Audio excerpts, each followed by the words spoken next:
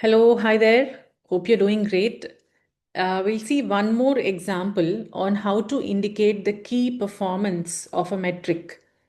This time, not a table. I've already created a video on how to create a KPI table. Please refer to that. Here, it'll just be an indicator. We're just going to indicate whether the target is met or not using a shape. For this, first we need to create a calculated field to check whether the target is met or not. Now here I have something called as actual profit. The actual profit made by the business is this much. The target given is this much.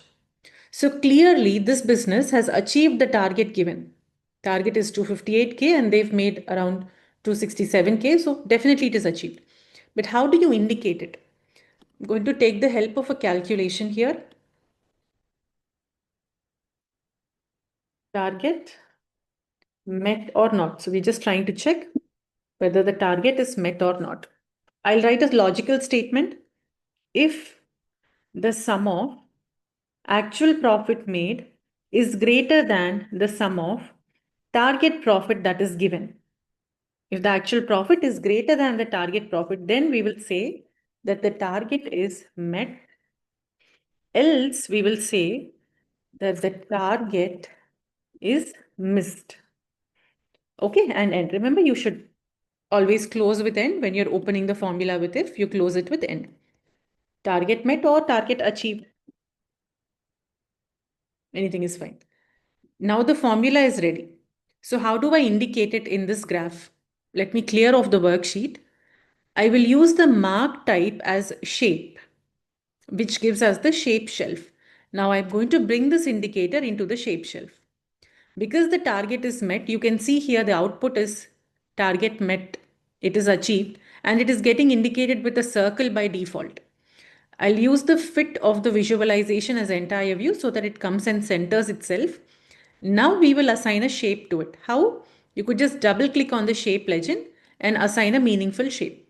So you have KPI, you can use tick mark, cross mark, or you could go with arrows. So I will take a green arrow pointing in the upward direction if the target is met. Done. And what if the target is missed? First of all, I need to come up with that kind of a scenario. Only then I will be able to assign a shape to it. Until then, it is not possible. So what to do? I'm going to create a filter on the product field, show the filter on the product field. It is coming as a multiple value list by default. We'll change it to single value list. So only one member can be chosen at a time. Latte, if you look at cafe latte, the target is achieved. You can see the arrow mark pointing up.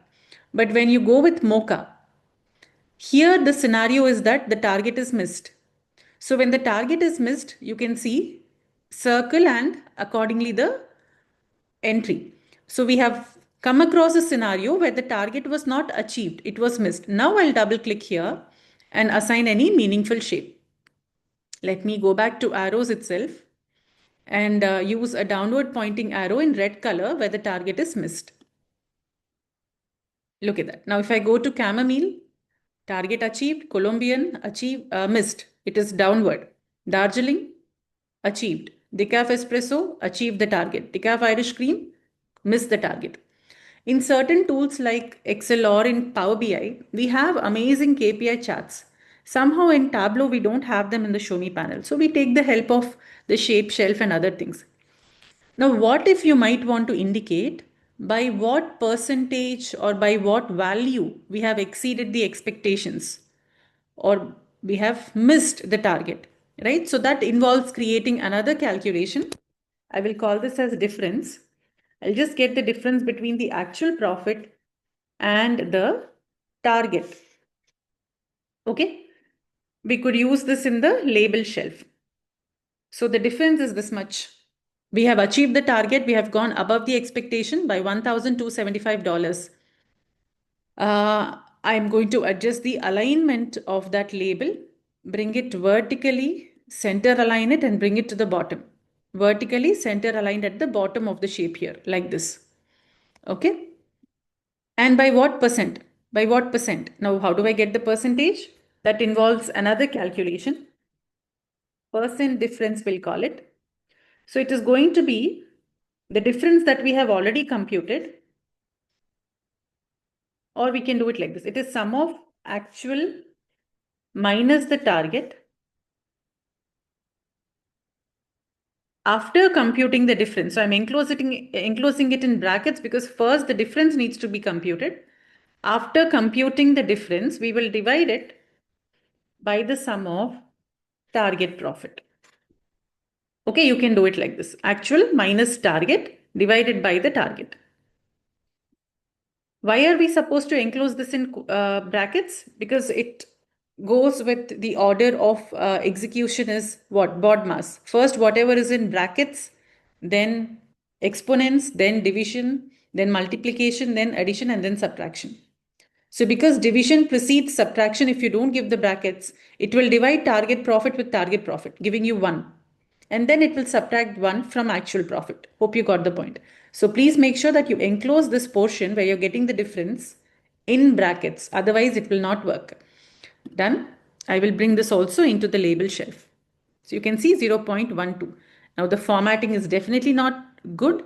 So I will go here, format this to show it as a currency.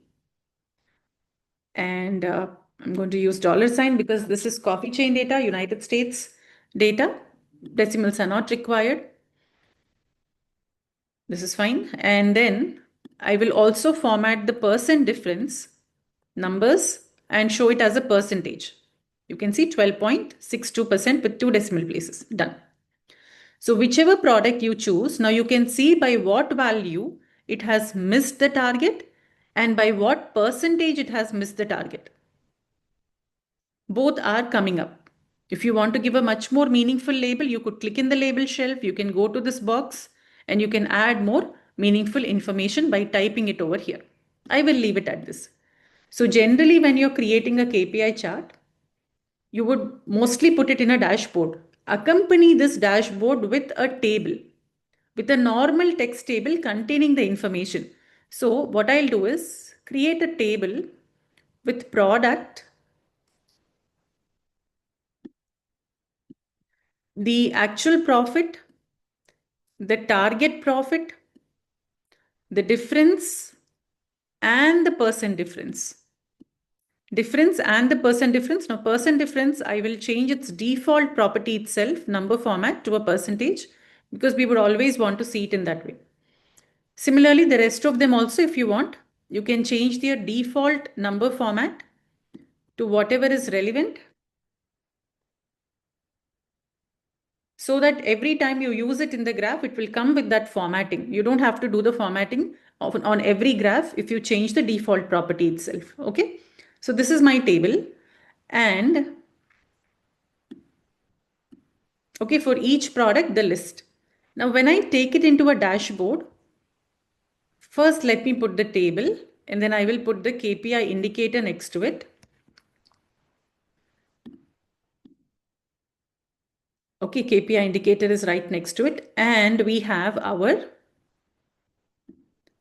filter. So making this entire view. Okay, we have our filter. So this filter is supposed to work with the table and with the indicator. It is working with the indicator, no doubt. How do you make this filter work with the table? You click on the drop down icon of the filter. See, whenever you click on any component in your dashboard, there is a gray colored frame that appears around it. You click on the drop down icon of that frame, it gives you additional options.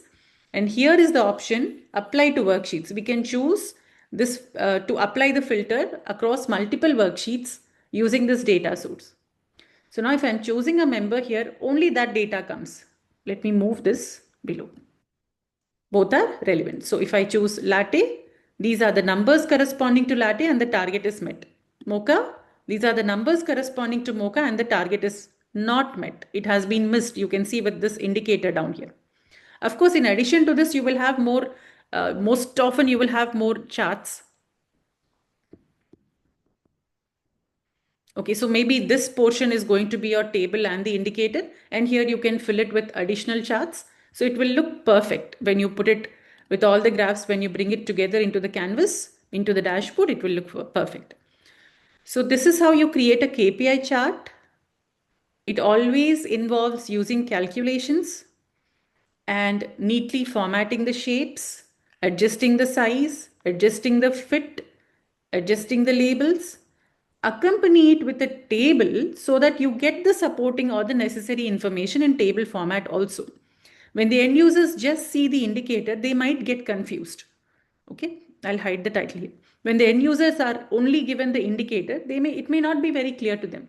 But when it is accompanied by a table, it becomes much more relevant in a dashboard. I hope you found this very informative.